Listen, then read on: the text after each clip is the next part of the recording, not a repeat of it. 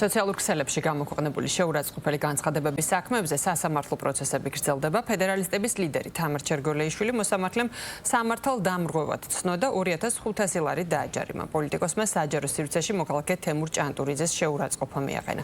პარალელურად განიხილეს გიორგი შიოშვილის საქმე, ის დააჯარიმდა 2000 ლარით, მას უწყება თია წულუკიანისთვის შეურაცხყოფის მიყენებას ედავებოდა.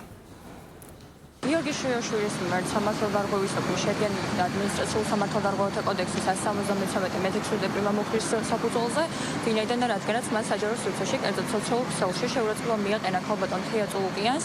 აღნიშნული ფაქტი დაიდენტიფიცირდა შინაგან საქმეთა სამინისტროს შესაბამისი სამმართველოს მიერ, ჩატარდა ადმინისტრაციული წარმოება და საქმის მასალები განშადობის წესების დაცვით გადმოიგზავნა თბილისის საქალაქო სასამართლოში.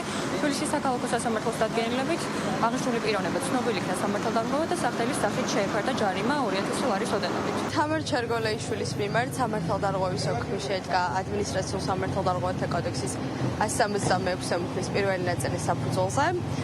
სასამართლომ დღეს განიხილა ჩვენს მიერ წარმოდგენილი ოქმი და მტკიცებულებები, რომელიც ადმინისტრაციული წარმოების პარაგრაფში მოვიპოვეთ.